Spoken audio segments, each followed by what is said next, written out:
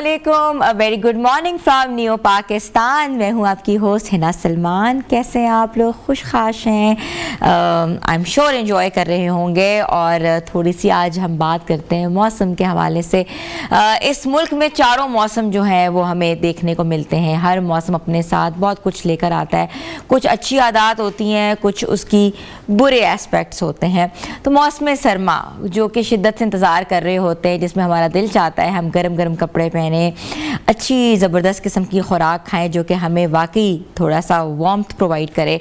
और इसके साथ साथ जो छुट्टियां होती हैं उसका भी मज़ा तब दोबाला हो जाता है जब हम लोग वेकेशंस पे निकलते हैं। तो मौसम जो है वो बहुत खुशगवार है। मौसम सरमा जो है वो कहते हैं ना कि भरपूर तरीके से आबोताब के साथ जो है वो उसने अपने पंजे जमाए हुए हैं। और मुल्क के बेशतर हिस्से जो हैं बहुत सर्द हैं और उन हिस्सों में जो है वो खुश्की बहुत ज़्यादा है, ड्राई ड्रास्टिक मौसम है। मगर कुछ हिस्सों में जो है धुंध बहुत ज़्यादा है। और हम लोग सब दुआ गो हैं कि अल्लाह ताला जल्दी से बारिश करे। तो जो सुपर फ्लू जैसे मसले हैं, बच्चे बीमार हैं, इन्फेक्शंस हैं, इन्फ्लेमेशंस हैं, जिसका हम हर रोज़ अपने प्रोग्राम में कोई ना कोई सेगमेंट भी करते हैं, जिक्र भी करते हैं और आप लोगों को बताते भी हैं कि इस मौसम में आप लोगों ने एहतियात कैसे करनी है, किस तरीके के खुराक को कंज्यूम करना है, कैसे अपने आप को वार्म करना है और किन किन रूट्स का आपने फ़ायदा उठा के अपनी वेकेशंस को एंजॉय करना है। तो हम छोटी छोटी चीज़ें आपको बताते हैं ताकि आप लोग भी एजुकेट हो सके। तो मौसम के ऊपर अगर हम थोड़ी सी डिटेल्स में बात करें तो गिलगित बल्तिस्तान, कश्मीर और मलहका पहाड़ी इलाकों में मुमकिन तौर पर हल्की बारिश और बर्फ़बारी का मंजर देखने में आया है। खूबसूरत मौसम है। पहाड़ों में देखा खूबसूरत सफ़ेद चादरें जो हैं पहाड़ों ने ओढ़ रखी हैं। और हम लोग ये जो मंजर हैं जो लोग विटनेस कर रहे हैं जाकर, तो वो तो बहुत ही कहते हैं ना कि बहुत ही उनको ना सिर्फ फ़ायदा है बल्कि वो इंजॉय भी कर रहे हैं और लुत्फ़अंदोज़ भी हो रहे हैं। और इसके साथ साथ जो है रात के औकात में दरमियानी शदीद धुंध भी देखने में आ रही है। और पेशन को ये की जा रही है कि नकलो हमल के लिए ख़तरा भी बन सकती है, जिसमें हमने बार बार लोगों को ये बताया है कि ट्रैफिक रूल्स को फॉलो करें, हेलमेट्स भी पहने और अपनी गाड़ियों को इक्विप्ड रखें जो पहाड़ी इलाकों का रुख कर रहे हैं। तो और इसके साथ साथ इस्लामाबाद और गिरदोनवा में मौसम जो है खुश्क रहेगा। और बलूचिस्तान और सिंध की अगर बात की जाए तो इलाकों में सर्द है, खुश्क है, मौसम बरकरार रहने का इम्कान है। मगर शुमाली इलाके में सुबह और रात के वक्त शदीद सर्द रहने की भी पेशगोई की गई है। तो मज़ीद डिटेल्स लेते हैं और हमने सोचा कि आज मौसम के ऊपर डिटेल से गुफ्तगू करें। और हमें ज्वाइन किया है ज़हीर अहमद बाबर साहब जो कि डायरेक्टर महकमा मौसमियात हैं और उनको मैं वेलकम करती हूँ। अस्सलाम वालेकुम। वालेकुम सलाम। कैसे हैं आप सर? ठीक है जी, अल्लाह का शुक्र। अच्छा, मौसम तो बहुत सर्द है, खुश्क भी है, ड्रास्टिक भी है। तो बारिश कब देखने में आ रही है? ओवरऑल तो मुल्क के ज्यादातर हिस्सों में मौसम खुश्क और सर्दी है। और इस हफ्ते के दौरान भी आज सच कोई सिग्निफिकेंट रेनफॉल जो है वो मुल्क के किसी भी हिस्से में एक्सपेक्टेड नहीं है। अच्छा। मुल्क के बालाई हिस्से जिसमें पहाड़ वगैरह पहाड़ों इलाके हैं उसमें भी मौसम खुश्क रहेगा। और इसी तरह मैदानी इलाके जो है उसमें भी आज सच कोई सिग्निफिकेंट रेनफॉल जो है वो एक्सपेक्टेड नहीं है। अच्छा, पहले तो ये पेशगोई की जा रही थी ना कि मे बी दिसंबर के आखिर में जो है बारिशें शुरू हो जाएंगी और जिससे थोड़ी सी धुंध में कमी आएगी। मगर एकदम से जो वेदर पैटर्न चेंज हुआ है या फिर फोरकास्ट सही तरीके से नहीं हुआ? देखिए, दिसंबर के एंड में एक रेनफॉल हमने मुल्क के जो अक्सर बालाई हिस्से हैं और वस्ती हिस्से हैं उसमें एक्सपेक्ट की है। ऑलमोस्ट 2 रेनफॉल स्पेल्स हुई हैं। और ओवरऑल जो सीजनल फोरकास्ट थी विंटर की उसमें भी आज सच कोई सिग्निफिकेंट रेनफॉल्स जो हैं और स्नोफॉल्स एक्सपेक्टेड नहीं थी। ओवरऑल बिलो नॉर्मल और स्नोफॉल एक्सपेक्टेड है। अभी भी जनवरी, फरवरी और मार्च के महीने में जो हमारे नॉर्थ ईस्टर्न पार्ट्स हैं इसमें लाहौर, गुजरांवाला, सियालकोट, पंजाब के ज़्यादातर इलाके इनमें बिलो नॉर्मल रेनफॉल्स जो हैं वो एक्सपेक्टेड हैं।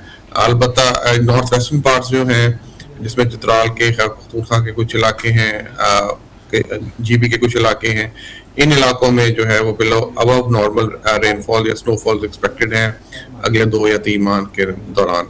तो ओवरऑल अगर देखा जाए तो मुल्क के ज्यादातर हिस्सों में बिलो नॉर्मल रेनफॉल्स ही एक्सपेक्टेड हैं और टेम्परेचर्स जो हैं वो भी अबव नॉर्मल रहेंगे। अच्छा, अबव नॉर्मल जो मुल्क के मैदानी इलाके। ठीक है। अच्छा, ज़हीर अहमद बाबर साहब ये भी मुझे बताएगा कि जो मौसम सरमा का जो दुरानिया है ये कितना रहेगा?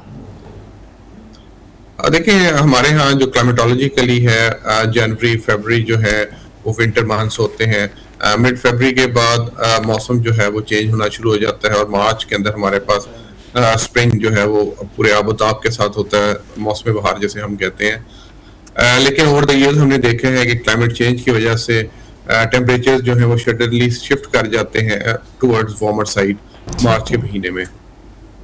तो ये ठीक है। क्लाइमेट शिफ्ट जो है वो हम पिछले चंद सालों से जो है वो हमें देखने को मिल रहा है। थोड़े से फॉग के ऊपर भी आप थोड़ी सी निशानदेही करें, बताएं कि फॉग जो है उसका भी बहुत ज़्यादा जो है इम्पैक्ट जो है वो क्रिएट हुआ है और लोगों को बहुत सा इशू है। और आपको पता है लाहौर से ये जो फॉग का सिलसिला शुरू होता है तो इस्लामाबाद से कुछ पहले ये फॉग यहाँ ख़त्म होती है, उसके बाद इस्लामाबाद में तो बिल्कुल खैर फॉग नहीं है। जी बिल्कुल, जो मुल्क के मैदानी इलाके हैं ये ज्यादातर फॉग की लपेट में है, जिसमें पंजाब के ज्यादातर इलाके हैं, सिंध के जो बालाई इलाके हैं उनमें भी फॉग के एपिसोड जो है वो हमें देखने को मिल रहे हैं। फॉग कंडीशंस जो हैं वो फिलहाल तो परसिस्ट करेंगी जब तक एक स्ट्रॉन्ग वेदर सिस्टम हमें अप्रोच नहीं करता और रेनफॉल की वजह से ये फॉग जो है वो सबसाइड कर जाएगी। लेकिन आइंदा चंद रोज के दौरान, खासतौर पर इस हफ्ते के दौरान जो है वो फॉग जो है वो परसिस्टेंट रहेगी, खासतौर पर सुबह के औकात में या लेट नाइट्स में। तो जब भी आप ट्रैवल कर रहे हो तो इसमें खास तौर पे प्रिकॉशनरी मेजर्स लें कि फॉग में जितना कम हो सके उतना ट्रैवल करें। अच्छा, डेंस फॉग रहेगी इसका मतलब है? जी बिल्कुल, डेंस फॉग रहेगी इस हफ्ते के दौरान, खास तौर पे अर्ली मॉर्निंग्स में और लेट नाइट्स में। पंजाब के मैदानी इलाकों में, सिंध के बालाई हिस्सों में, इन तमाम इलाकों में फॉग कंडीशंस जो है वो परसिस्टेंट रहेंगी। अच्छा, स्नोफॉलिंग की क्या सिचुएशन होगी अगर हम बात करते हैं कश्मीर की, गिलगित बल्तिस्तान की और गिरदनवा में, तो क्या स्नोफॉल होगी कि इस वक्त बिल्कुल जो हो पड़ चुकी वो पड़ चुकी भी है? फिलहाल तो ऐसा कोई मैंने जैसे अर्ज किया है कि कोई ऐसा सिग्निफिकेंट स्नोफॉल एक्सपेक्टेड नहीं है मुल्क के बालाई हिस्सों में।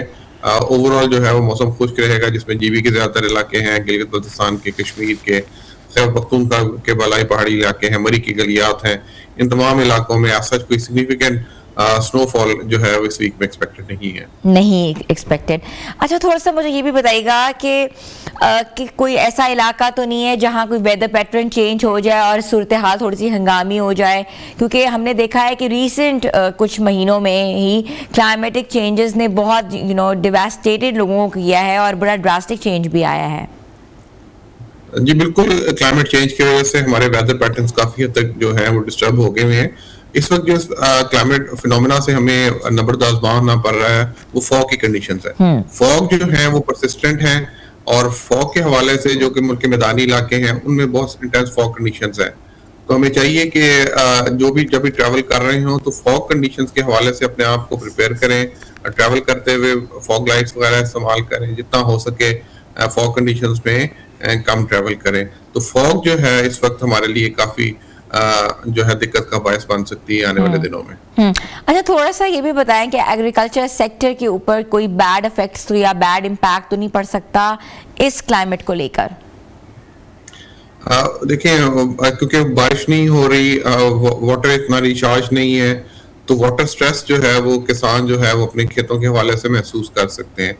तो वाटर जो है वो जुडिशियली इस्तेमाल करें, ना सिर्फ फार्मर्स बल्कि तमाम वाटर सेक्टर जो भी है जो यूज कर रहे हैं उसको वाटर को जुडिशियली इस्तेमाल करें ताकि ये पानी जो है वो बेहतर तौर पर यूज हो सके फसलों के अंदर। तो ओवरऑल जो है वाटर कंडीशंस जो है स्ट्रेसफुल हैं बारिश ना होने की वजह से। अच्छा ज़हीरा, मैंने बाबर साहब आपने फॉग के ऊपर भी बात की है, आपने इस वक्त एग्रीकल्चर सेक्टर भी बात की है, लेकिन अगर ट्रैवलिंग के ऊपर बात करें, क्योंकि आपको पता है कि अभी ये लास्ट वीक है जब स्कूल्स की छुट्टियां भी हैं और लोग बर्फ़बारी देखने जाना भी चाहते हैं, ट्रैवल भी कर रहे हैं, तो उनको आप क्या गाइड करेंगे क्योंकि फॉग सिचुएशन बहुत डेंस है?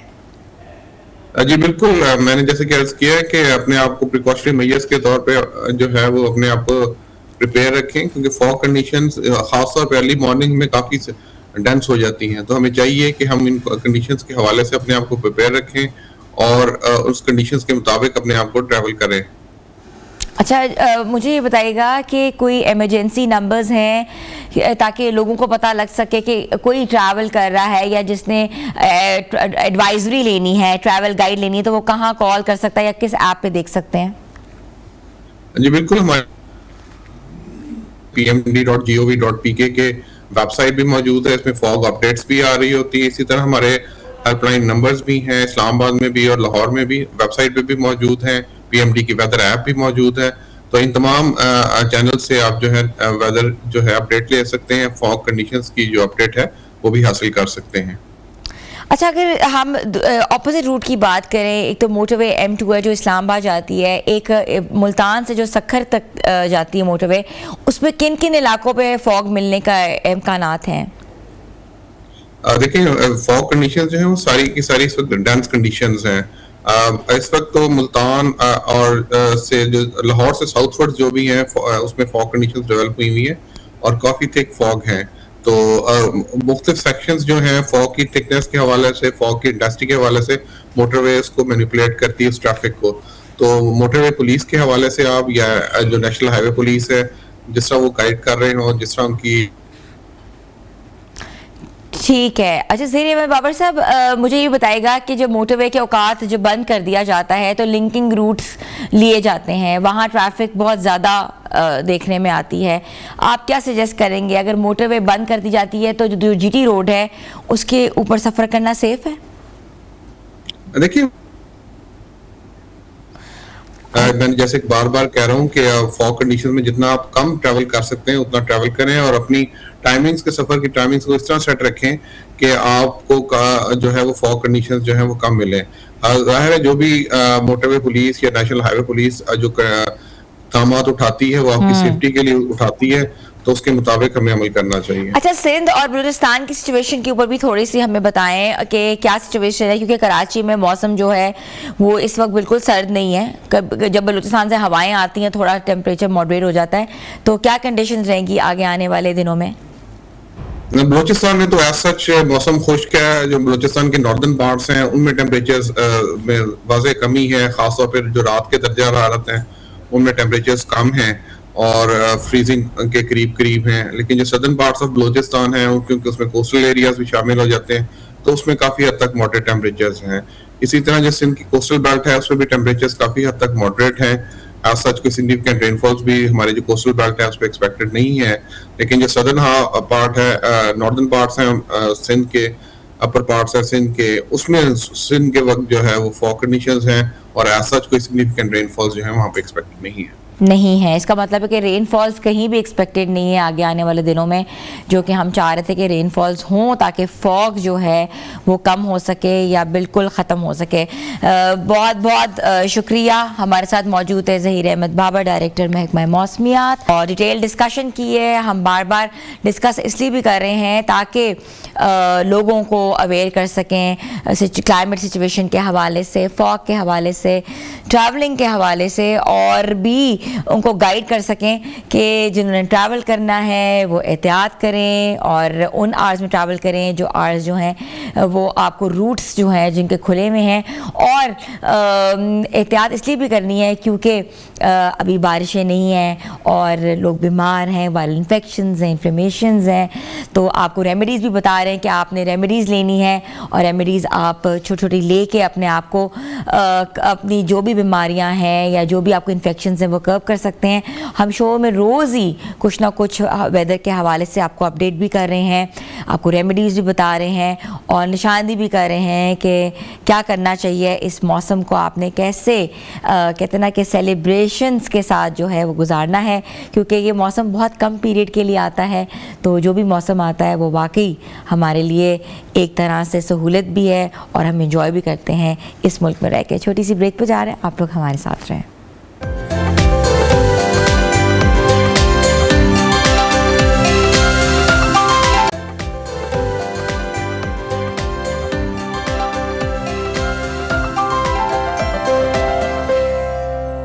Welcome back viewers. अक्सर लोग जब सुबह सुबह उठते हैं तो शिकायत करते हैं आज पूरे जिस्म में दर्द है, गर्दन में दर्द है, थकन महसूस हो रही है, जोड़ों में दर्द है, चला नहीं जा रहा और अजीब सी तबीयत हुई हुई है, बोझल हो रही है, आज दिल अजीब सा हुआ है, दिल भी मतला रहा है।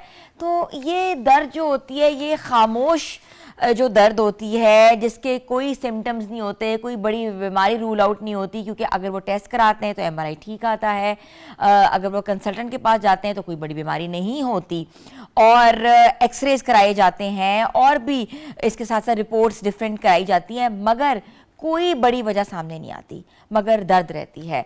क्या ये मौसमी दर्द होती है, क्या ये पुरानी जो इंजरीज़ होती है जिस्म में, जो कभी कभी किसी ज़िंदगी में किसी वक्त पे कोई फ्रैक्चर हो गया था, कहीं इंजरी हो गई थी, या कोई ब्रूज पड़ गया था, या स्लिप हो गए थे, तो उसकी दर्द होती है। और अक्सर ये भी कहा जाता है कि अगर आप गलत पोजीशन से सोएं तब भी दर्द निकलती है, अगर गलत पोजीशन से आप बैठें तब भी दर्द निकलती है, पोस्चर आपका सही ना हो तब भी दर्द निकलती है, और अगर घंटों एक ही जगह पे स्टक होके आप देखते रहें, गर्दन आपकी अकड़े, तब भी आपको दर्द निकलती है।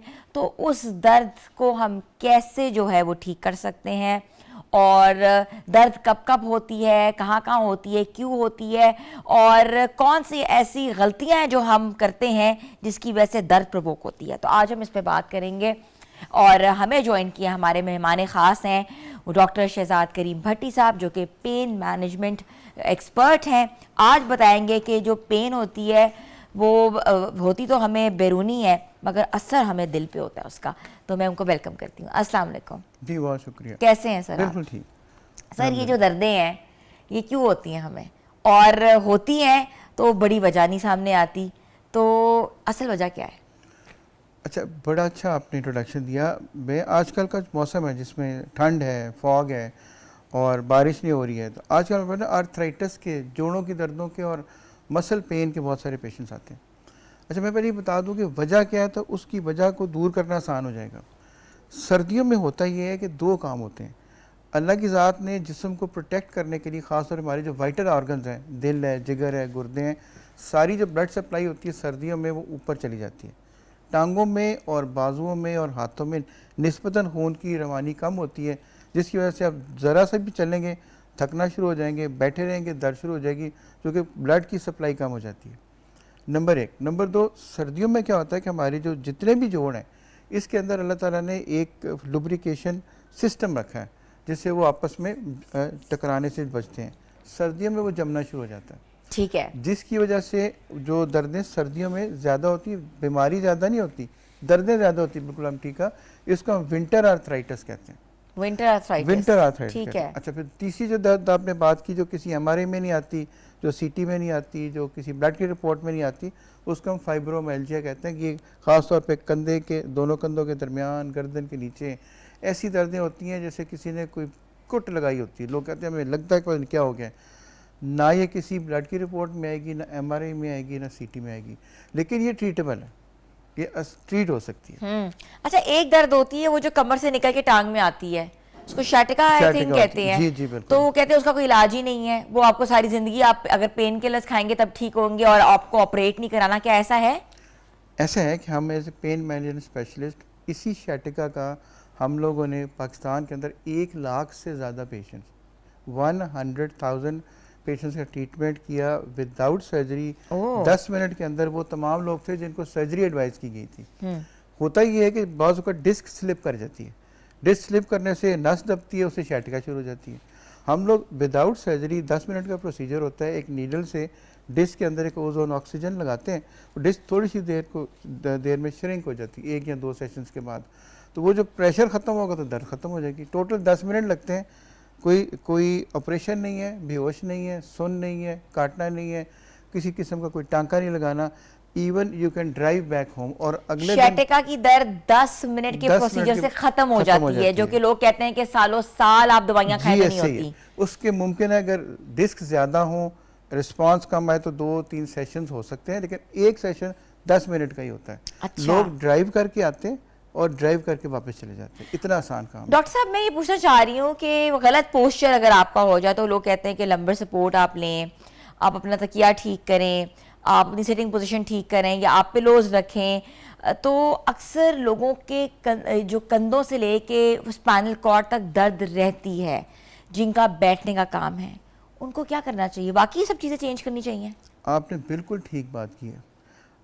मैं हर दफ़ा ये कहता हूँ कि अगर आप अपने पुराने बड़े बूढ़ों बुज़ुर्गों से कभी बात करें ना, तो वो आपको एक घर के ख़ास तौर पे ख़वातीन अपनी नई बच्चियों को या बड़े अच्छे स्कूल्स में एक ही मशवरा दिया जाता था कि always sit with your back straight, कमर सीधी करके बैठें। एक बात याद रखें, अगर आप कमर सीधी करके बैठेंगे तो आपको कभी दर्द नहीं होगी।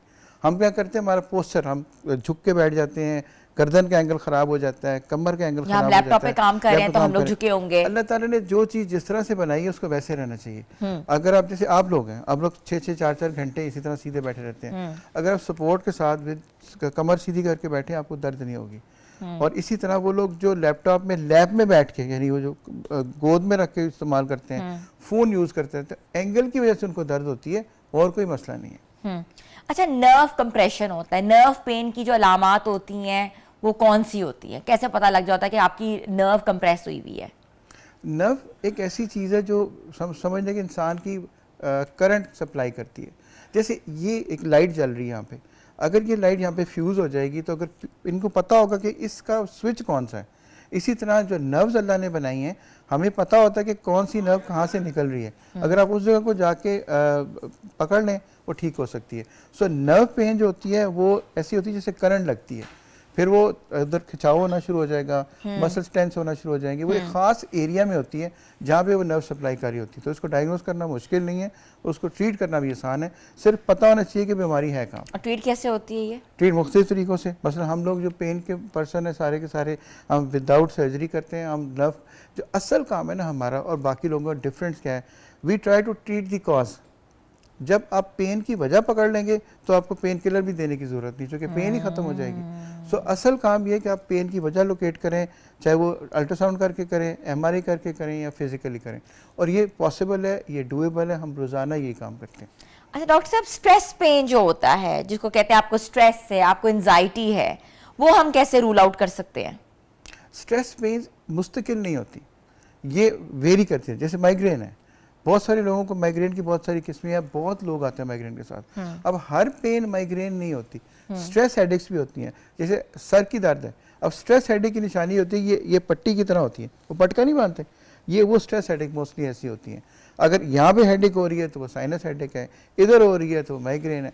सो इनको डायग्नोज करना पड़ता है। स्ट्रेस हेडेक्स होती हैं, स्ट्रेस से रिलेटेड होती हैं, कम सोने से, कम खाने से, ज़्यादा थकने से, और किसी भी टेंशन में आपको अंदाज़ा होता है कि ये मुझे टेंशन से दर्द हो रही है।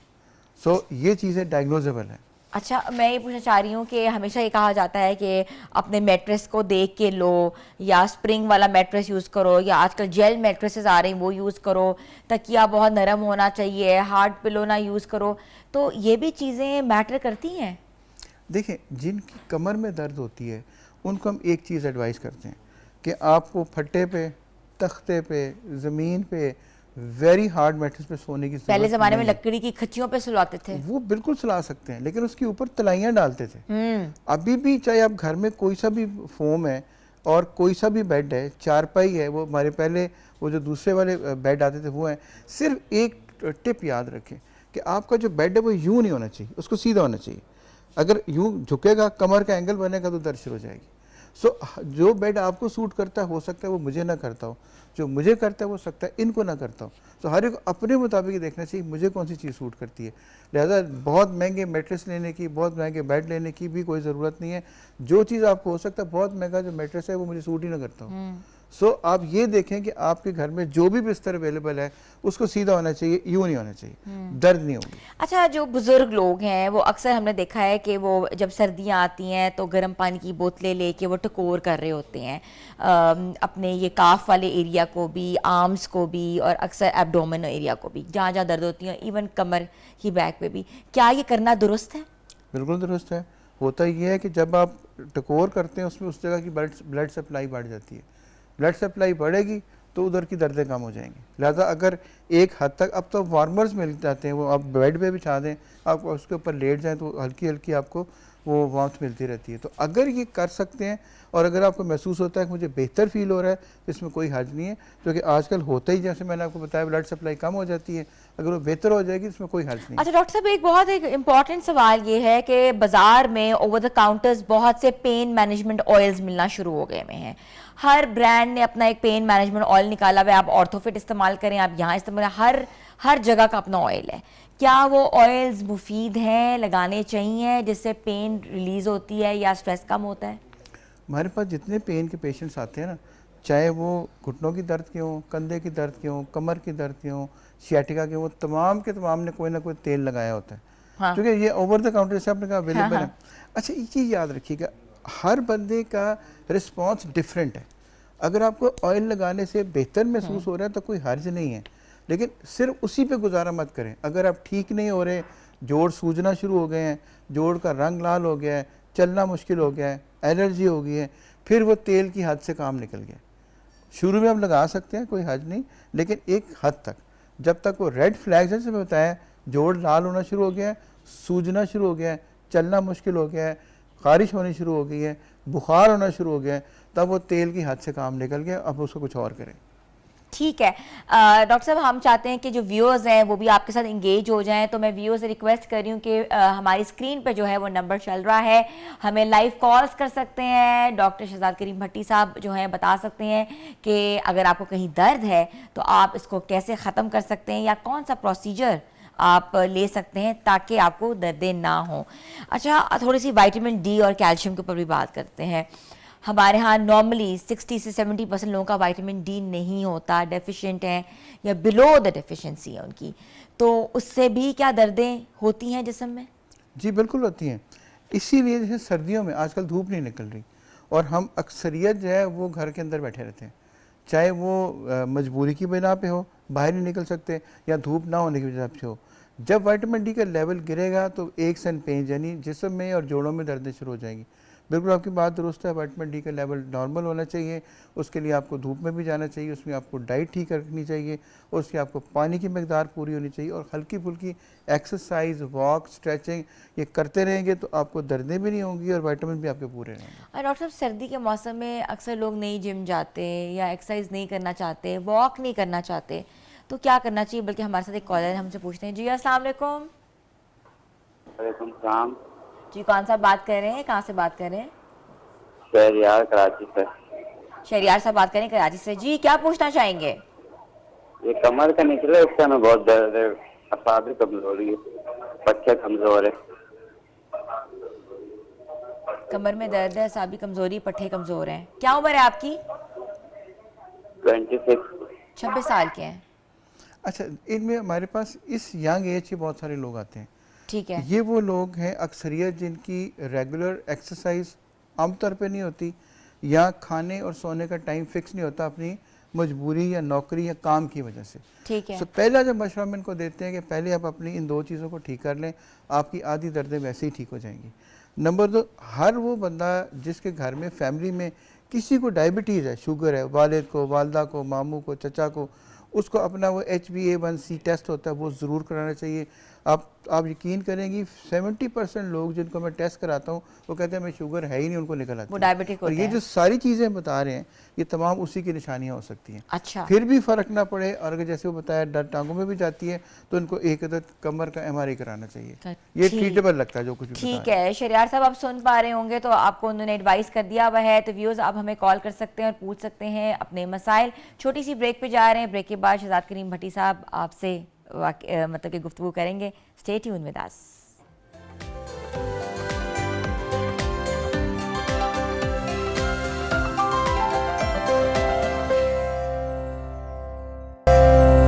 Welcome back viewers. हम पेन मैनेजमेंट पे बात कर रहे थे कि कौन कौन सी जो पेन है बग़ैर सर्जरी के जो है वो क्योर हो सकती है और उसका तरीका इलाज क्या है।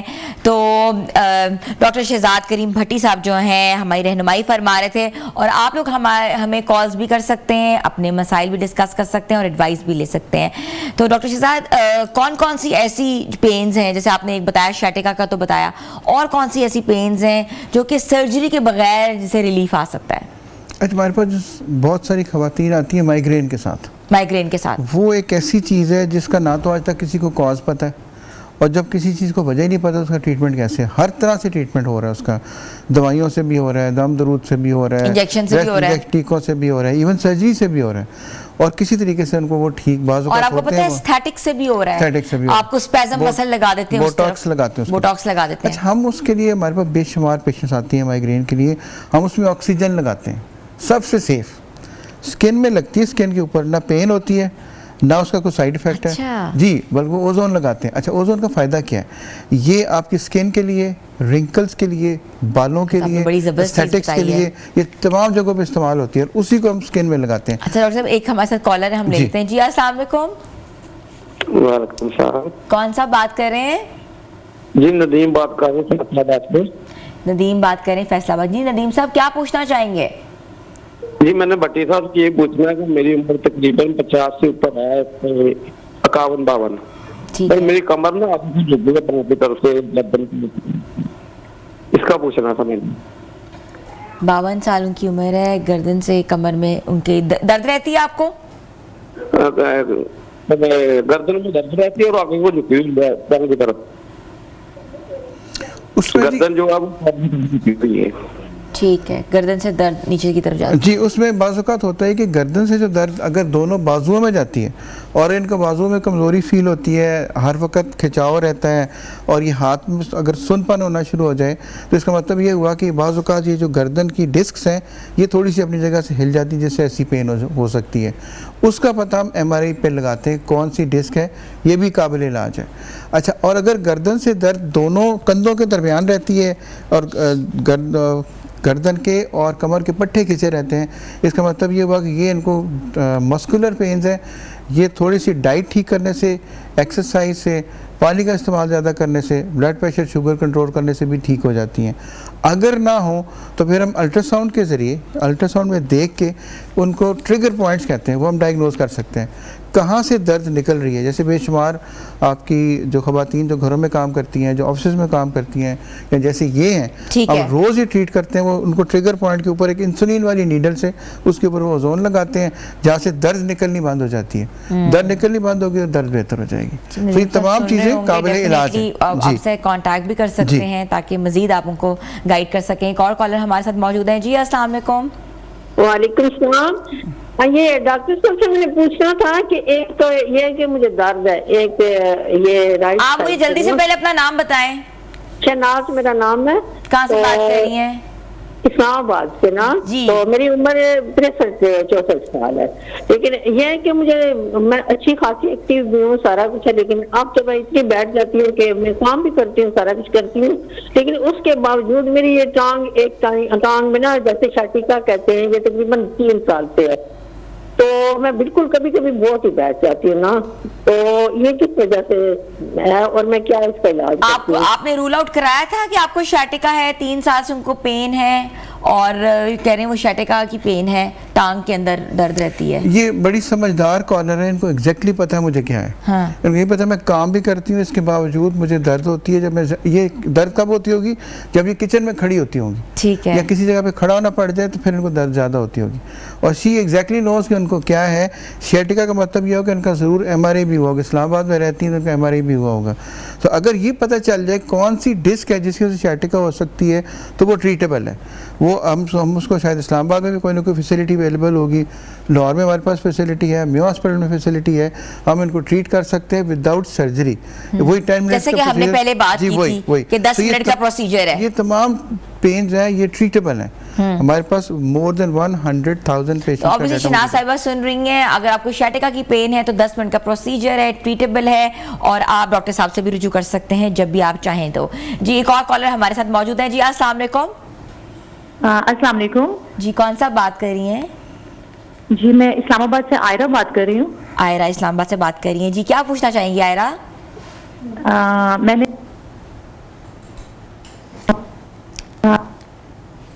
आई थिंक इन्होंने जो ट्रीटमेंट बताया है वो क्या है, एक्सपेंसिव है? आप दोबारा बताएं, आपकी आवाज कट गई थी। क्या पूछना चाह रही हैं? जी मैं पूछना चाह रही हूँ डॉक्टर साहब ने जो माइग्रेन की बात की है उसके लिए कौन सा ट्रीटमेंट है? आया एक जो ट्रीटमेंट है वो एक्सपेंसिव है या हम लोग जो मिडिल क्लास के लोग हैं वो इसको करवा सकते हैं? ये क्या है उन्होंने बताया? आपको माइग्रेन रहता है? जी माइग्रेन के आधे सर का दर्द रहता है कि पूरे सर का दर्द? जी नहीं आधे सर का। डॉक्टर साहब प्लीज। जी मैंने इसमें 2 चीज़ें हैं। एक तो ये ट्रीटमेंट बिल्कुल भी एक्सपेंसिव नहीं है और ये हमने सिर्फ और सेफ इस सेंस में कि सिर्फ ऑक्सीजन लगानी है, वो भी स्किन के अंदर, और हमें कोई स्टीरॉयड कोई एंटीबायोटिक कुछ नहीं लगाना।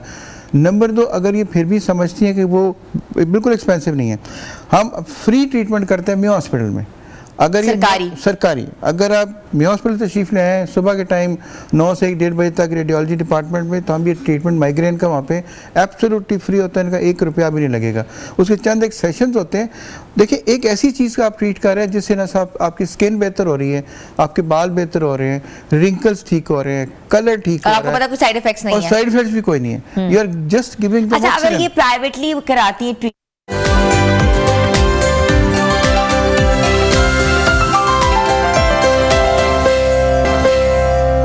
Welcome back viewers. बदलते वक्त के साथ साथ जो है चीज़ें भी बदल गई हैं, जिस तरीके से टेक्नोलॉजी बदली है और उसके साथ साथ आईटी नॉलेज तेज़ रफ्तारी से आगे बढ़ रही है। टेक्नोलॉजी जो है वो जो है उसका दौरा है।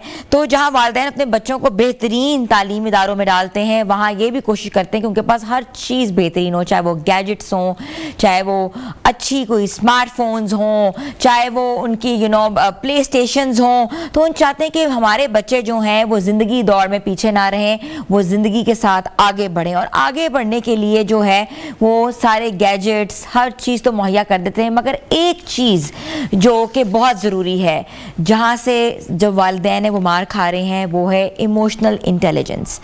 ऐसे जज्बाती ज़हानत जो है जिसका आजकल इस दौर में जो है उसके ऊपर तालीम नहीं दी जा रही, बिल्कुल तालीम नहीं दी जा रही। बच्चे जो हैं दिन ब दिन हर चीज़ में, हर तेज़ रफ्तारी के साथ साथ टेक्नोलॉजी में, आईटी के शोबों में आगे बढ़ रहे हैं, मगर उनको एक चीज़ जो है वो पीछे खींच रही है। इमोशनली क्या वो इक्विप्ड है कि इस माशरे के साथ जी सकें?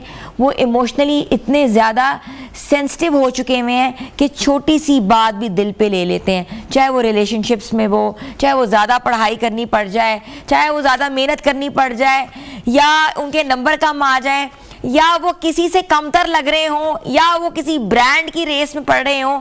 तो ये सब चीज़ें जो है आजकल मुतासर कर रही हैं हमारी जनरेशन जी को, जिनको हम जेन जी कहते हैं। और उनकी लैंग्वेज भी अलग है, उनका स्लैंग भी अलग है, उनका पहनावा भी अलग है। वो अपने आप को बहुत बरतर समझते हैं, मगर ज़िंदगी की दौड़ में वो बिल्कुल बढ़ते नहीं है, वो बिल्कुल कमतरी की तरफ जा रहे हैं। तो हम बीइंग अ पेरेंट्स इस इमोशनल इंटेलिजेंस को कैसे कर्व कर सकते हैं, कैसे उनको सिखा सकते हैं, उनके मसाइल को कैसे हम लोग कम कर सकते हैं, हम सबकी जिम्मेदारी है। और इस शऊर को, इस आगाही को आगे बढ़ाना। तो आज हम इस पूरे टॉपिक को डिस्कस करेंगे कि इमोशनल इंटेलिजेंस है क्या और कहाँ लैक हो रही है और किन किन मुहरकात की वजह से ये इमोशनल इंटेलिजेंस जो है वो लैक कर रही है। तो हमारे साथ मौजूद है मारूफ मोटिवेशनल स्पीकर भी हैं और सूफ़ी स्कॉलर भी हैं। इनकी वीडियोस भी आपने देखी हैं, बहुत ज़बरदस्त किस्म तरीके से वो गाइड भी करते हैं। साहबजादा काशिफ महमूद साहब, जिनको मैं शो में वेलकम करती हूँ। अस्सलाम वालेकुम। जी वालेकुम अस्सलाम। कैसे हैं सर? अल्हम्दुलिल्लाह। सर सूफ़ी स्कॉलर जी जो होता है ये बहुत डिफरेंट चीज़ है। ऐसी चीज़ों के ऊपर माहिर नफ्सियात आगे आते हैं, इमोशनल कोचेस आगे आते हैं, रिलेशनशिप कोचेस का दौर है आजकल, मगर सूफ़ी स्कॉलर का क्या काम है? ये असल तो काम है ही यही, मैं आपको बताऊं, क्योंकि हमारे मज़हब में सबसे ज़्यादा अगर इक्विप्ड किया गया लोगों को तो उनकी इमोशंस के ऊपर और उनकी एथिक्स बाउंड्री जो है ना उसके ऊपर उनको इक्विप्ड किया जाता है। हज़रत वासिफ़ अली वासिफ़ मेरे वालिद मोहतरम का एक बड़ा खूबसूरत कौल है कि परेशानी हालात से नहीं ख़यालात से पैदा होती है।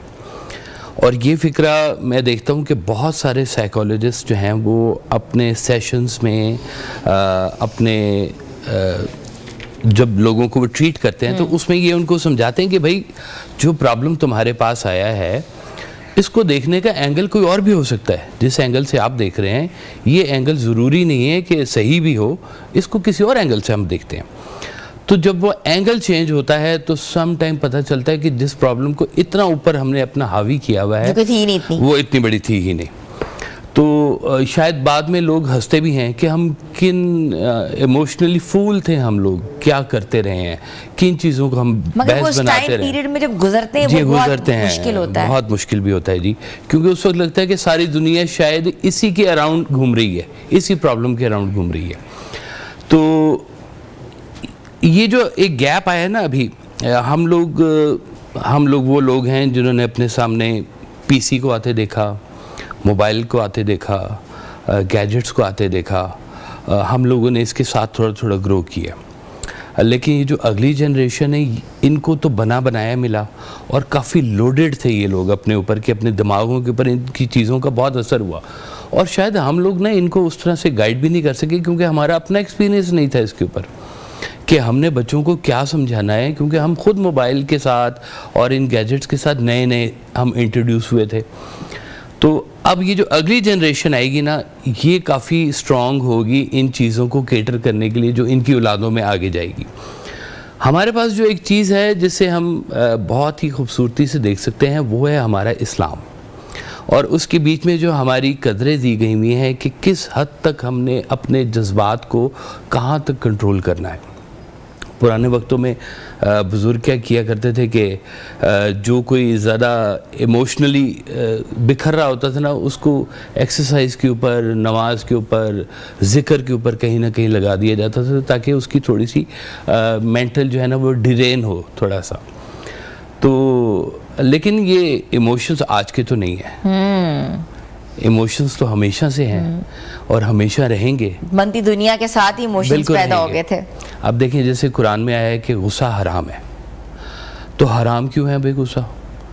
तो गुस्सा इसलिए हराम है कि ये एक ऐसा घोड़ा है कि ये आपको भगा के ले जाएगा, बजाय इसके कि आपके हाथ में इसकी बागें हों, आपने इसको कंट्रोल किया हुआ हो। ये इतना ताकतवर समटाइम हो जाता है कि ये आपको भी भगा के ले जाता है और आप गुस्से में कुछ भी ऐसे इकदाम उठा लेते हैं जिसको आप बाद में पछतावा कहते हैं, कि रिग्रेट कर रहे होते हैं कि हम लोगों ने ये क्या किया है। उस वक्त अगर कोई हमें समझाने वाला होता, कोई थोड़ा सा हमें इमोशनली गाइड कर देता। देखिए ये जो इमोशंस है ना, इनको रीड करना बहुत ज़रूरी है। बच्चों को भी ये थोड़ा थोड़ा सा समझाना चाहिए कि इमोशंस को रीड करें अपनी लाइफ के अंदर। क्या आप अपने इमोशंस को रीड कर सकते हैं? क्या उनको एक्सरसाइज करके थोड़ा कंट्रोल कर सकते हैं? वरना तो कोई भी चीज़ आपको ट्रिगर कर सकती है लाइफ में। तो जो चीज़ें आपको ट्रिगर कर रही हैं उनकी एक कह लें कि आपको छोटा सा ड्रामाटाइज करके अपने बच्चों को सिखाएं कि क्या क्या चीज़ें आपको लाइफ के अंदर हिट करेंगी और इन चीज़ों को आपने कैसे कंट्रोल करना है। अच्छा, मैं आपसे पूछना चाहूँगी कि इमोशनल इंटेलिजेंस के ऊपर तो बात हो रही है कि इमोशंस जो हैं उसको कंट्रोल कैसे करना है, तो इमोशनल इंटेलिजेंस और आईक्यू में क्या फ़र्क है? क्या आईक्यू भी इमोशनल इंटेलिजेंस का पार्ट है? ये दो डिफरेंट ब्रांचेस हैं। आईक्यू आपको ना ब्रॉड विजन दिखाता है किसी चीज़ को। वैसे आपका एक बड़ा खूबसूरत फिक्र है, आप फरमाते हैं कि किसी चीज़ को छोटा समझने के लिए ज़रूरी है या उसे दूर से देखा जाए या गुरूर से देखा जाए। तो आईक्यू आपको वो ब्रॉडन व्यू देता है कि ये एक बड़ी पिक्चर है। आईक्यू जिनका थोड़ा कम होता है उनके ऊपर इमोशंस ज़्यादा हावी होते हैं, इमोशंस उनको ज़्यादा डिस्टर्ब करते हैं, ग्रिप करते हैं, डिस्टर्ब करते हैं उसको। तो कहना चाहिए कि ये सिर्फ इंटेलिजेंस नहीं है, ये रैशनल भी हैं ये, कि आपको बहुत ही एहतियात से अपने इमोशंस के कहाँ तक लेके जाना है, किस हद तक कंट्रोल करना है। ये लाइफ ख़त्म नहीं हो गई, नंबर कम नहीं आ गए, क्लास में बुली होते हैं बच्चे, नंबर कम आने की गेम हो जाती है, फैशन रेस हो जाती है, जैसे आपने बताया क्या क्या चीज़ें आजकल कॉलेजेस में चल रही हैं, गैजेट रेस चल रही है, परफ्यूम रेस चल रही है, और बेहतर से बेहतर ब्रांड रेस चल रही है। कौन सी गाड़ी पे आए हैं? मेरी बेटी अक्सर मुझे कहती है आप छोटी गाड़ी पे क्यों आए, बड़ी गाड़ी पे क्यों नहीं आए लेने के लिए। तो इतने छोटे छोटे बच्चों को भी ये कॉन्शियस होना शुरू हो गए हैं कि ये गाड़ी बड़ी होती है। ये भी मैंने सुना है जी, बच्चे कहते हैं कि मम्मा आप दुपट्टा लेके क्यों आई हैं, आपको नहीं पता मेरे स्कूल में आपने जीन्स पहन के आनी थी। जी हाँ, बिल्कुल इस तरह भी ये चल रहा है जी सारी की मामलात। अब ये जो बच्चे जिस दौड़ में पड़े हुए हैं, इनको जब तक हम वैसे का एक फ़िक्र है कि अपनी औलाद को तालीम दो जदीद ताकि रिस्क हासिल कर सकें, और दीन दो कदीम ताकि गुमराह ना हो। ये तो ये एक कॉम्बिनेशन बच्चों को ना बना के देना है, बड़ा खूबसूरत सा। मैं कहता हूँ कि ये टॉफ़ियाँ पुरानी हैं, रैपर नए इनको चढ़ा के बच्चों को ना खिलाएं, दीन की जो पुरानी बातें हैं उनको आज की ज़ुबान में बताएं कि ये आपके रोज़मर्रा की ज़िंदगी में ये चीज़ें आपको कैसे महफूज करेंगी। अच्छा, अब मुझे ये बताएं काशिफ साहब के वॉयलेंट टॉयज आपने देखे हैं, बहुत ज़्यादा मार्केट में अवेलेबल है, हर गेम वॉयलेंट, जी हाँ, वॉयलेंस शो कर रही है, बच्चे गन्स की तरफ ज़्यादा प्रोवोक होते हैं, वॉयलेंट चीज़ें खेलते हैं, हर वक्त गैजेट्स के अंदर फाइटिंग गेम्स खेल रहे हैं, हम बीइंग पेरेंट्स बच्चों को कैसे रोकें? हम लोगों ने यही किया कि प्रिपेयर्ड नहीं थे, बच्चे भी प्रिपेयर्ड नहीं थे, और वो गेम्स भी अब ऐसी आनी शुरू हो गई हैं कि एक तो वल्गर लैंग्वेजेस भी बीच में यूज़ होती हैं, ऑनलाइन सारा चल रहा होता है, और दूसरे नंबर पे जो कुछ गेम में हो रहा है वो बच्चे जो है ना उसके साथ कहना चाहिए कि इस हद तक जुड़ जाते हैं कि घर वालों से लड़ाई करना, बहन भाइयों से लड़ाई करना और उस चीज से ना हटने के ऊपर बाकायदा तौर पे जंग शुरू, नशा बन गया हुआ है, नशा बन गया हुआ है बच्चों के लिए। ट्रिगर पॉइंट है उनका, उनसे अगर गैजेट छीन लो तो ट्रिगर पॉइंट है, ना खाएंगे ना कोई काम करेंगे ना पढ़ेंगे, तो हर चीज सामने होगी तो करना शुरू कर देंगे। और ये सिर्फ हमारे साथ नहीं है, इंटरनेशनली ये मसला चल रहा है, जहाँ जहाँ पर ये गेम्स खेली जा रही है, ऑनलाइन गेम्स जिसको हम बात करते हैं। आपने देखा ऑनलाइन गेम्स के कितने मुहर्रकात निकले हैं पाकिस्तान में, आप देख लें, इंटरनेशनल की आप बात करें, हर गेम के अंदर एक चैट बॉक्स बना हुआ है, एक चैट बॉट पे आप दुनिया के किसी हिस्से में किससे बात कर रहे हो और वो क्या पैगाम दे रहा है, वो आपके बच्चे का कैसे ब्रेन वॉश कर रहा है, इसके ऊपर तो कोई रोकथाम नहीं है। कुछ हो ही नहीं सकता जब तक कि आप अपने बच्चों को इक्विप नहीं करेंगे इन चीज़ों के साथ।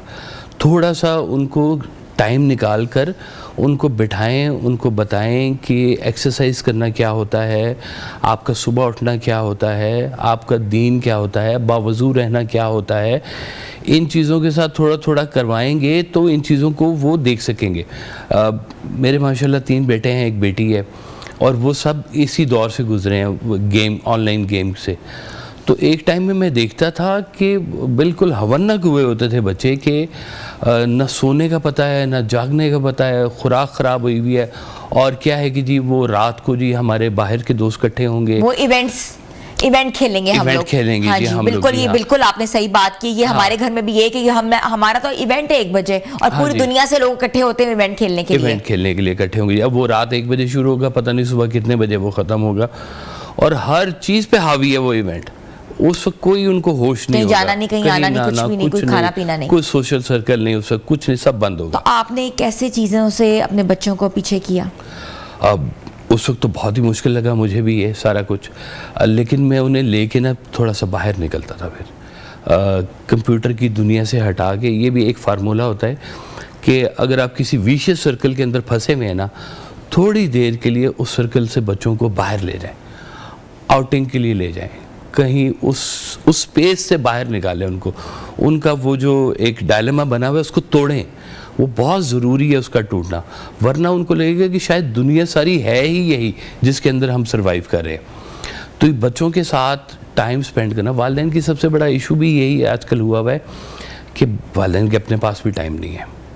वो उन्होंने छोटी उम्रों में बच्चों को गैजेट प्रोवाइड ही इसलिए किए हैं, हमारी जान छोड़ दो, हमें ना काम करना पड़े, तुम ये बच्चों ये यूट्यूब लगा दो बच्चों को, ये शुरू यहाँ से करेंगे और फिर वो आगे किधर चलते जाएंगे, यू नेवर नो। थोड़ा सा टाइम अपना भी बच्चों के साथ स्पेंड करना, उनके इमोशंस को देखना, उनकी ज़रूरियात को देखना, ये बहुत ही ये हमारा मुस्तकबिल है। आप कल को किस तरह का माशरा बनाना चाह रहे हैं, ये आज डिपेंड करती है ये बात। अब जो हमारे दौर के लोग थे, हमारे पास तो इतनी फैसिलिटीज़ ही नहीं थी। हमें सबसे ज़्यादा होता है क्रिकेट खेलना है, फुटबॉल खेलना है, या ग्राउंड्स में जाना है, ग्राउंड्स में जाना है, एक्टिविटीज़ करनी है। और इसी पे हमें झाड़े पड़ती थी कि भाई तुम इतनी देर ग्राउंड में रहते हो, पढ़ना नहीं है तुम लोगों ने। तो हमारा क्रेज़ वो हुआ करता था। अच्छा काश से मुझे बताएं कि सूफिज़म के मैसेज को, जहाँ पीस है, ट्रैंक्विलिटी का मैसेज है, जहाँ कहते ना कि कंटेंटमेंट का, सेटिस्फैक्शन का मैसेज है, ये बच्चों में कैसे इनकॉर्पोरेट करें, कैसे समझाएं कि भाई सूफ़ी बुजुर्ग जो थे वो ये कहते थे, या उनको दीन से जोड़ें, ये बहुत ज़रूरी है। आप कह रहे हैं ना कि नए पैकेट में कदीम चीज़ को देना बड़ा मुश्किल है, तो ये नया पैकेट जो है ये कैसे हम क्रिएट करें? आपको उनकी लैंग्वेज आनी चाहिए, सबसे पहले कम्युनिकेशन उनसे बहाल होनी चाहिए आपकी।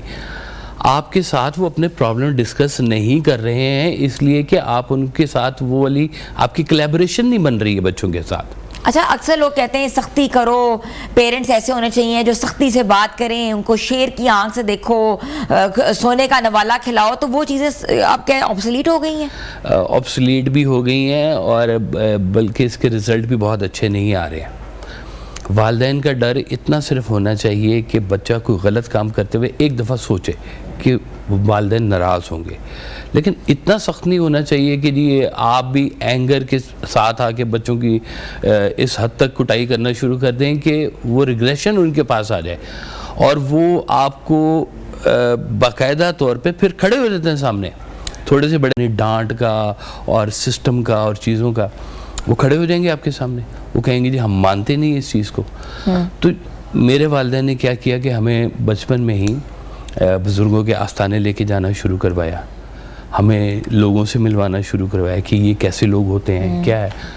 तालीम तो हमें स्कूल से मिल ही रही थी, महफिलों में बैठना आपने महफिलों सीखा। में बैठना हमने सीखा, क्योंकि महफिल के आदाब बच्चों को नहीं आते, उनको सलाम करना ही नहीं आता कि आपने किसी को सलाम भी करना है। जी हाँ, तो जब तक आप खुद से इस चीज़ को बच्चों को लेके नहीं ना चलेंगे तो यूँ समझ लें कि फिर सब कुछ आपने छोड़ दिया अपने मोबाइल के ऊपर और अपने ये डिजिटल मीडिया के ऊपर, तो फिर वो जिधर हवा लेके जाएगी उधर ही वो लेके जाएगा। वालिदैन की देखें, अल्लाह ताला, मैं कहता हूँ बच्चे ना आपके बच्चे नहीं, अल्लाह के बच्चे हैं, आपको थोड़ी देर के लिए मिले हुए हैं, आपने इसकी परवरिश ऐसी करनी है कि आपका रब आपसे राज़ी हो। आपने कल को जाके जवाब देना है कि आपने अपने बच्चों की परवरिश कैसे की है। अगर आपने बचपन से ही उनको हराम दिखाया है, हराम सिखाया है, हराम खिलाया है, तो रिज़ल्ट भी वैसे ही निकलेंगे जैसे आप परवरिश कर रहे हैं उसकी। अगर आपके घर का माहौल ही ख़राब हुआ है तो बच्चों का रिज़ल्ट कैसे अच्छा निकलेगा। गैर इस्लामी माहौल के अंदर इस्लामी रिज़ल्ट नहीं निकल सकता। इसलिए बच्चों को थोड़ा सा उधर अपने दीन से लगाव का भी सिखाएं कि ये कितनी अच्छी चीज़ होती है। और थोड़ी सी हम बात करते हैं वासिफ अली वासिफ के, आपका बहुत टाइम गुजरा है उनके साथ, उनके फरमुदार जो हैं आज भी लोग कोट करते हैं। जी बिल्कुल। और आप क्या समझते हैं कि वो क्या कहते थे तरबियत के हवाले से? उनका तो सारा काम ही ख्याल की परवरिश के ऊपर था कि कहते थे कि हर गुनाह, हर बुराई पहले ख्याल में आती है फिर अमल में आती है। अगर आपकी इस्लाह ख्याल की हद तक हो जाए तो कई चीज़ें इम्प्लीमेंट होने में स्किप हो जाती, ख़त्म हो सकती है। जैसे हमें कहा करते थे कि यार अगर कोई बुरा ख्याल आए तो कम से कम एक दिन के लिए ना उसको पोस्टपोन कर दो, कल करेंगे। तो जब आप कल पे जाते हैं ना तो कल उसकी वो इंटेंसिटी ख़त्म हो जाती है। गुस्सा करना है तो फौरी जवाब नहीं देना, थोड़ा सा रुक के, ताकि आपको भी फील हो कि हर चीज़ बोलना ज़रूरी नहीं है, कुछ चीज़ों को अंडरस्टैंड करना भी ज़रूरी होता है। तो जब हम गुस्सा करते हैं, जब हम चीज़ों को देखते हैं, तो वह सब कहा करते थे कि ये ख्याल की ताकत तो इतनी ज़बरदस्त होती है कि ये आजकल के दिनों में ना साइबेरिया से आते हैं परिंदे, तो वो वहाँ पर ना अंडे दे के जाते हैं अपनी बर्फ़ जहाँ पे होते हैं ना साइबेरिया में। तो जब वो यहाँ से वापस जाएंगे तो वो उन अंडों की हैचिंग मुकम्मल हो चुकी होती है और उनमें से बच्चे निकलने शुरू हो जाते हैं। हालांकि हैचिंग का फार्मूला ये है कि अंडों के ऊपर परिंदे बैठते हैं, उसको एक सर्टेन टेम्परेचर देते हैं और हैच होते हैं। तो आपने कहा ये कौन सा फार्मूला है कि बर्फ़ में वो अंडे छोड़ के आते हैं और जब जाते हैं तो वो हैच हुए होते हैं।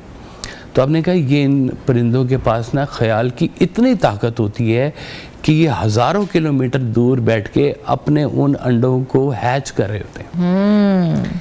इस हद तक ताकत होती है ख्याल की। तो अगर आप बच्चों को या अपने माशरे को अगर आप स्ट्रॉन्ग करना चाहते हैं तो इनकी ख्याल की थोड़ी सी रोटेशन करें, इनके ख्याल को थोड़ा सा डिस्ट्रैक्ट करें, जिधर ये जा रहे हैं उससे थोड़ा एक नया ख्याल भी उनको दें, चॉइस दें। आप तो छोड़ दिया ना आपने सब कुछ हालात के ऊपर और वाक़यात के ऊपर, तो चॉइस देना बड़ा ज़रूरी है, चॉइस देना बहुत ज़रूरी है। उनको एक नया विजन देना ज़रूरी है ताकि ये बच्चे जो सुसाइडल जो हो रहे हैं आजकल आपने देखा है किस तरीके से बच्चे सुसाइडल हो रहे हैं, छोटी छोटी बात पे जी सुसाइडल बिल्कुल ऐसे ही, बिल्कुल ऐसे ही है जी। गोलियां खा लेंगे, कुछ और कर लेंगे, जो भी मामला चल रहे हैं। इसमें क्या हमारे इस्लामिक क्लैरिक्स का कितना इंपॉर्टेंट रोल है, थोड़ा सा ये भी बता दें कि हमारे जो मजहबी स्कॉलर्स हैं उनको बार बार बच्चों की, क्योंकि हमारी यूथ है, यूथ की कहते हैं ना कि रहनुमाई करना बहुत ज़रूरी है। मैं जाता रहता हूँ जी यूनिवर्सिटीज़ में और अक्सर जाके बच्चों के साथ ना मुझे सबसे ज़्यादा पसंद है क्वेश्चन आंसर बच्चों के साथ। इंटरैक्टिव सेशंस होने चाहिए बच्चों के साथ। वो पूछें आपसे, आज के दौर के बच्चे आपसे अपनी ज़ुबान में वो सवाल पूछें जो उनके प्रॉब्लम चल रहे हैं, तो आपको जवाब उनके देने हैं, आपको उस पुराने माशरे के साथ उनको कनेक्ट करना है। ये डोर फिलहाल टूटी हुई है, इस डोर को जोड़ने के लिए काम करना बहुत ज़रूरी है। मतलब हम तालीम तो दिलवा रहे हैं, फर्स्ट तरबियत क्लास, बहुत ज़रूरी है। तरबियत कहाँ जा रही है? बहुत बहुत शुक्रिया, आपने बहुत ज़बरदस्त बात की है। हमारे साथ मौजूद है साहबजादा काशिफ महमूद, सूफ़ी स्कॉलर थे। आज हमने डिटेल सेशन किया है जेन ज़ी के ऊपर, जनरेशन ज़ी जो सोचते हैं, जो वो कर रहे हैं, और कहाँ कहाँ वालिदैन को इश्यूज़ हैं, कहाँ कहाँ वालिदैन नाकाम हो रहे हैं। उन नाकामियों पर जो है रोशनी डालना बहुत ज़रूरी है। तो वालिदैन की जो सख्ती है वो बिला वजह की सख्ती ना करें, उनके दोस्त बने, क्योंकि बदलते वक्त के साथ साथ रवैये बदलना भी बहुत ज़रूरी है। यही एक हेल्दी माशरे की अलामत बन सकती है, क्योंकि आगे जो माशरा है वो यूथ पे निसार होगा, और हमारी यूथ स्ट्रॉन्ग होगी तो ये मुल्क स्ट्रॉन्ग होगा। छोटी सी ब्रेक पे जा रहे हैं, आप लोग हमारे साथ रहें।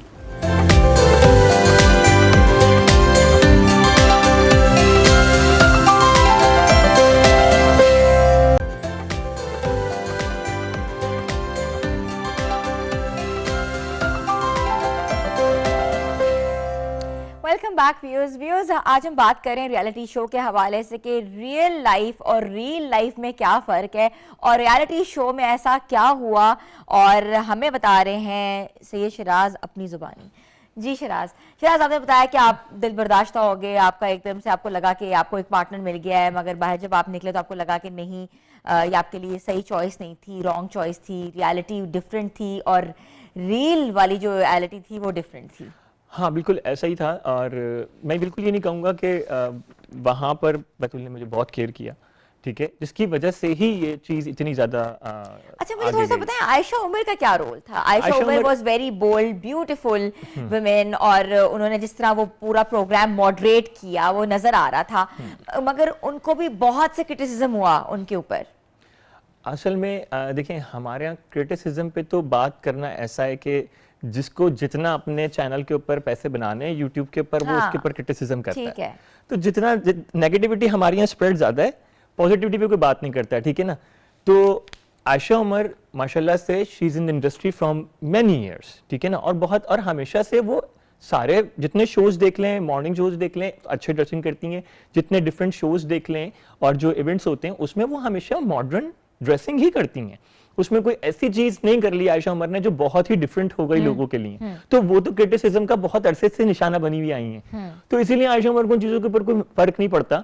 और मेरे ख्याल में एक इंसान को अपने आप के अंदर इतना कॉन्फिडेंस होना चाहिए, एक सेलिब्रिटी को, कि Ayesha Omar was so good over there. वो एक होस्ट थी, और एक होस्ट होने के नाते उनको जो भी प्रोडक्शन की तरफ से इंस्ट्रक्शंस मिलती थी वो आके अपना एक पूरा डिलीवर करती थी, and then she is gone. अच्छा, she is not in the house anymore? नहीं, ऑब्वियसली नॉट। अच्छा, वो नहीं वहां रहती थी? वो नहीं रहती थी। तो उनको पूरी स्टोरी बताई जाती थी प्रोडक्शन की तरफ से कि देखो ये करना है। इवन शी हैज अपना जो एयर पीस होता है, वो उनके कान में एयर पीस होता था कि हाँ अब ये सवाल कर लो, अब वो सवाल कर लो, ये पूछ लो, क्योंकि उनको बस जानना होता था। और जैसे लाइन ऑफ डायरेक्शन था, लाइन ऑफ डायरेक्शन उनको दी जाती थी कि ये चीजें आपने करनी। अच्छा, थोड़ा सा एक्सपीरियंस बताएं कि लड़ाइयाँ किसके साथ हुई, किसके साथ आपकी प्रॉब्लम्स हुई, और वहाँ क्या क्या हुआ, ऐसा जो you want to tell to the audience. हाँ बिल्कुल, मुझे ऐसा लगता है कि अगर मैं अपनी पर्सनली बात करूँ तो मैं वहाँ अभी तक यूट्यूब के ऊपर सबसे बड़ा विलन मैं ही हूँ, ठीक है ना। तो पीपल आई थिंक मैं बात ज़्यादा करता हूँ, और because I used to talk, motivational speeches भी करता रहा हूँ, चीज़ें करता रहा हूँ, तो मुझे बात करनी आती है। मैं सबसे ये कहता था कि भाई चीख के बात करने से बात नहीं होती है, और अगर चीख के बात करके आपको स्क्रीन लेनी है तो आप ले लो। हाँ। मैं बात करके भी स्क्रीन ले सकता हूँ। हाँ। ठीक है ना। तो मैंने कहा आप बात करो। तो मेरा किसी से पर्सनली कोई ऐसा क्लैश नहीं हुआ। हाँ, एक दफा जन्नत से मेरा जो है वहां पे एक वन ऑफ द कंटेस्टेंट थी जन्नत, और बहुत स्ट्रॉन्ग कंटेस्टेंट और बहुत वंडरफुल बंदी थी। उसने एक ऐसा जुमला बोल दिया था मुझे जो कि मुझे लगा कि यार ये डिसरिस्पेक्ट वर्ड है जो नहीं कहना चाहिए था, ठीक है, क्योंकि मैं उसी की सपोर्ट में बात कर रहा था। हाँ, और वो सपोर्ट उसी की कर रहा हूँ मैं, उसी की सपोर्ट था। And she said something to me, तो जिसकी वजह से मैं इग्नोर कर गया, और फिर मैंने वहां पे अपना एक रैश बिहेवियर शो किया जन्नत के साथ, जो कि अच्छा नहीं था। ठीक है। बाकी मेरा जो भी कॉन्फ्लिक्ट हुआ वो शायद इनफैक्ट सिर्फ बतूल के साथ ही एक दफा और मेरा एग्रेसिव एटीट्यूड आया जिसकी वजह से मुझे बहुत बैकलैश मिला, ठीक है, और उसी की वजह से बतूल ने शायद मुझे अनफॉलो भी किया, ठीक है। हालांकि वो वहां हुआ था और सब चीजें सॉर्ट हो गई थी, देन आफ्टर देखने के बाद फिर वो मुझे क्यों अनफॉलो किया गया। आई थिंक पीपल्स रिएक्शन भी तो एग्जैक्टली पीपल्स रिएक्शन परसेप्शन बन गया था, पीपल्स रिएक्शन, फैमिली रिएक्शन कि यार ये कैसी बात कर सकता है तुमसे, ऐसे हो सकता है ऐसा हुआ हो, बट ये कि मैं अभी भी ये कहूंगा कि आई रिस्पेक्ट हर, उसने जो करना था वो उसने किया, अगर उसने मुझे अनफॉलो किया मैंने उसको ब्लॉक किया, ठीक है। And I think this is give and take वाली बात है। अगर आप मुझे डिसरिस्पेक्ट करोगे तो मैं भी आपको बहुत ही साइलेंटली डिसरिस्पेक्ट कर सकता हूँ, अगर आप मुझसे बात नहीं सीखा क्या वहां से, आपने क्या सीखा एक रियलिटी शो में जाना, बिकॉज रियलिटी शो के भी बहुत प्रॉस एंड कॉन्स होते हैं, क्या सीख कर आए वहां से कि obviously it was a show for, अगर आप डेटिंग वर्ड ना यूज करो, किसी को जानने के लिए द शो वॉज कंडक्टेड ताकि 5 लोग हैं वो अपनी जिंदगी में एक अपना जीवन साथी चुन सकें या आगे बढ़ सकें या किसी को जान सकें। तो वैसे भी हम डेली लाइफ में किसी ना किसी को जानते ही हैं, रोज ही हमारा कहीं ना कहीं आपका किसी ना किसी के साथ सामना होता ही है। आपने क्या सीखा? मेरे ख्याल में इट्स अ ग्रेट प्लेटफॉर्म, ठीक है, जहाँ पे हम ऑफ स्क्रीन अपनी ज़िंदगी में जिस तरह से आपने कहा कि जानने की कोशिश कर रहे होते हैं, तो उस जानने की कोशिश के अंदर हम लोग अपनी ज़िंदगी में बिजी भी बहुत होते हैं और कभी कभार ऐसा होता है कि हमें वो टाइम नहीं मिल पाता और एक बंदा, एक अच्छा इंसान भी आपके हाथ से निकल जाता है सम टाइम। इट आपको रिग्रेट है ना? नहीं, मुझे रिग्रेट नहीं, मैं आपको सवाल का जवाब दे रहा हूँ, ठीक है। तो एक अच्छा इंसान भी आपके हाथ से निकल जाता है जब आप इस तरह होते हैं। तो मेरे नज़दीक वो एक अच्छा फॉर्मेट है जहां पे जाके आप किसी को जान सकते हैं। उस 45 डेज को मैंने इस तरह से एक्यूमुलेट किया था कि अगर हम 45 डेज को देखते हैं कि एक कपल भी अपनी जिंदगी में, जो शादीशुदा कपल है, वो 45 डेज अगर 24 घंटे साथ रहेगा और सिर्फ 5 घंटे की नींद लेगा तो तकरीबन उसको वो सारा टाइम जो हमने वहां पे 45 डेज में गुजारा है तो वो तकरीबन बनते हैं 4.5 साल, ठीक है। 4.5 साल आप वहां जी कर आए हैं, ठीक है, 45 डेज के अंदर। तो अगर आप कैलकुलेट करेंगे तो आपको समझ में आ जाएगा कि मैंने किस तरह से उसको कैलकुलेट किया है। तो 4.5 साल का अच्छा, आपको ये नहीं लगा ये बहुत फैंटेसी लाइफ है, बहुत फेरी टेल है, क्योंकि आपकी जिंदगी का lifestyle is entirely different from the show you played? जिंदगी ऐसी नहीं चलती है आप पूरा 24 घंटे एक बंदे के सामने रहो, उसके लिए केयर भी कर रहे हो, वो भी आपकी केयर कर रही है, क्योंकि इसके और भी बहुत से पहलू हैं। जिंदगी आगे चलती है, जिंदगी के साथ आपके साथ लोग जुड़े हुए हैं, आपका काम जुड़ा हुआ है, आपका डिफरेंट एक परसेप्शन है लाइफ का, एक विजन है। तो ये आपको थोड़ा फेक नहीं लगा? मुझे लगता है कि ये अपॉर्चुनिटी ज्यादा है क्योंकि रियल लाइफ तो जी रहे हैं, तो ये रील की लाइफ है, ये रील की लाइफ है। इवन रील की भी छोड़ते हैं, हम अपनी जिंदगी में जो अपने रोजमर्रा की जिंदगी के अंदर जब हम एक तरह से गैप लेते हैं तो आप क्या करती हैं? आप ट्रैवलिंग पे जाते हैं ना, आप ट्रैवलिंग पे क्या करते हैं? फोन बंद कर दो भाई, काम की बात नहीं करना, ईमेल्स मत करना। What you want to find? You want to find the peace actually, ठीक है ना। You want to live the life, you want to live the way you want to spend time with your partner, with your family, with your kids, whatever you want, ठीक है ना। तो मेरे ख्याल में अगर वो चीज वहां हो रही थी, ठीक है, तो ये इमोशनल एक पहलू था। अच्छा, आपको मॉनेटरी फायदा क्या हुआ? कितने पैसे आपको मिले? कितना आपने गेन किया वहां से? उसके बाद रिकग्निशन भी आपको अलग मिली? रिकग्निशन के लिए एक मैं कहूंगा कि पूरी दुनिया से बहुत प्यार मिला, ठीक है। बहुत बड़ी आवाम आपसे नफरत भी करेगी, बहुत बड़ी आवाम आपसे प्यार भी करेगी, ठीक है। जो लोग सेंसिबल होंगे, क्योंकि मैं बात करने वाला इंसान हूं, मैं बहुत ही लेजिट बात करता था वहां पे, हर कपल के बारे में बात करता था, तो बहुत सारे लोग मुझे कहते हैं कि यार ये हर चीज में क्यों अपना इनपुट देता है ना, और मुझे ऐसा लगता है। और बहुत सारे लोग जो सेंसिबल लोग हैं, इंटरनेशनली दुनिया में चल रहे हैं, देख रहे हैं, तो उनको लगता है कि कन्वर्सेशनल इंसान को होना चाहिए, ठीक है, ताकि बात करके दुनिया का हर मसला हल हो जाता है। फायदा किस पॉइंट ऑफ व्यू से? मॉनेटरी मुझे वो मैटर ही नहीं करता। अच्छा, a person who is already having a company, है ना, तो मुझे मैटर नहीं करता। अच्छा, बट फेम मैटर करता है। और अगर उसके बाद मुझे एक बहुत अच्छे लोगों से मुलाकात हो रही है, लाइक आपके सामने में बैठा हूं, आपसे भी मुलाकात हो रही है, तो मतलब मेरे लिए एक अच्छी बात है, ठीक है ना। अच्छा, आपको लगा है कि आपको सच्चे इश्क की तलाश होगी, जो लाजवाल इश्क का कॉन्सेप्ट था, या मैं सिर्फ ये नाजरीन की तवज्जो के मरकज के लिए ही था? आप बाहर आने के बाद मैं कहूंगा कि वहां जो मौजूद थे लोग, वो शायद इसी वजह से आए हुए थे कि लोगों को एक अच्छा डिस्प्ले मिल जाए। हाँ, बस इंसान को अच्छा इश्क ना मिले, लोगों को अच्छा डिस्प्ले मिल जाए, लोग बातें कर रहे हैं, आपको जान जाएंगे, वो कहेंगे अच्छा भाई वो शिराद है। जैसे मैं अभी कल ही की बात बताता हूँ, मैं मॉल गया हुआ था, इधर गया हुआ था, पीपल आर रिकग्नाइजिंग मी, मतलब मैं कहीं से आ रहा था तो जहाज में मुझे बोला कि आप लाजवाल इश्क आते, तो मतलब people are start knowing you. तो मेरे ख्याल में वही एक फॉर्मेट है। अब क्यों उस बात को हम क्यों बना बना के लोगों के सामने पेश करें कि नहीं हम तो वहाँ पे ये ढूंढने गए थे। बहुत सारे लोगों का पता चल गया था कि वो नहीं है साथ। अब यूथ ने बहुत फॉलो किया आपको और ये यूथ के लिए एक नया आइडिया भी है, मगर आप समझते हैं कि ये जो फॉर्मेट था, ये जो कॉन्सेप्ट था, ये यूथ में इन्फ्यूज होना चाहिए? हाँ, मुझे एक सवाल किया गया मेरे पॉडकास्ट के ऊपर और मुझे पूछा गया कि अगर आप अपनी फैमिली के अंदर से कोई आपकी फैमिली में से कोई जाना चाहेगा तो क्या आप उसको रिकमेंड करेंगे? तो मैंने कहा हाँ। अच्छा, मैंने कहा हाँ। क्यों? क्योंकि क्या नहीं हो रहा हमारे माशरे में। तो अगर कोई इंसान इतना स्ट्रांग है कि वहाँ के झगड़ों को, वहाँ के इमोशनल ट्रॉमास को, वहाँ के टेंट्रम्स को, वहाँ की हार्डशिप को 24-24 घंटे आपने खुद से खाने पकाने हैं, खुद से चीजें करनी है, ये सब चीजें झेल सकते हो, तो जाओ just have fun.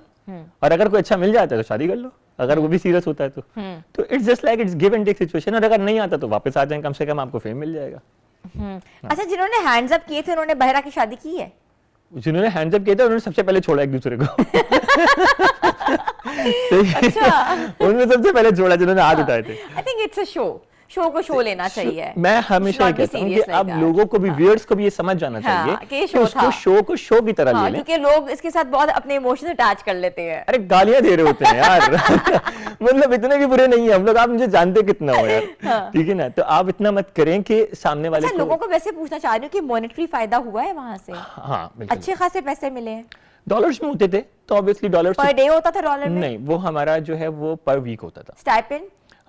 Sorry, stipend होता था? हाँ, ऑब्वियसली। कितना होता था पर वीक? तकरीबन अगर हम कम्युलेटिव एक बात करें, पाकिस्तानी अमाउंट के अंदर बात करें, तो तकरीबन अगर आप सारी एपिसोड्स तक जाते हैं, जैसे हम आखिर तक चले बता देता हूँ, मैं आखिर तक गया। आप आखिर तक गए थे? बिल्कुल, फाइनल्स तक गया हूँ।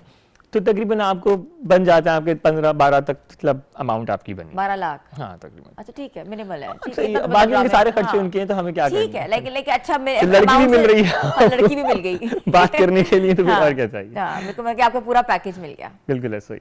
बहुत एंजॉय किया मैंने। Thank you so much Syed Siraj Ali, model जो कि अभी रिसेंटली लाजवाल इश्क का हिस्सा थे, और बहुत सा पॉजिटिव नेगेटिव उनको फीडबैक भी मिला है और उन पे लोगों ने बातें भी कसी हैं, और मगर उन्होंने अपना पर्सनल एक्सपीरियंस बताया शो के हवाले से कि जो शो रियलिटी शो था वो रियल लाइफ बहुत डिफरेंट थी, बट उन्होंने एक एक्सपीरियंस लिया है, एक रियल टाइम एक्सपीरियंस लेना भी बहुत ज़रूरी है। और ये जो वैसे कहा जा रहा है कि ये डेटिंग शो था, ये एक आपने एक सोसाइटी के अंदर कॉम्प्लेक्सिटी फैलाई है और सोसाइटी को बेरारवी का शिकार करवाया है, मगर मुझे लगता है, पर्सनल एक्सपीरियंस दे रही हूँ, कि ऐसा नहीं है, क्योंकि ये सब कुछ वही चीज़ें दिखाई जा रही हैं जो कि सोसाइटी में ऑलरेडी हो रहा है। तो हम सोशली अपनी आंखें बंद नहीं कर सकते, और सोसाइटी के साथ जीना, ज़िंदगी आगे बढ़ाना और ज़िंदगी के साथ जीना भी बहुत ज़रूरी है। तो व्यूअर्स, आज का शो आपको कैसा लगा? अपना फीडबैक ज़रूर दीजिएगा। आपका फीडबैक हमारे लिए बहुत ज़रूरी है। हमारे सोशल पेजेस पे जाकर कमेंट भी कर सकते हैं, हमारी वीडियोज़ को लाइक भी कर सकते हैं और रिकैप भी देख सकते हैं। मिलेंगे कल नए प्रोग्राम के साथ। अपनी होस्ट हिना सलमान को इजाज़त दें, तब तक के लिए अल्लाह हाफ़िज़।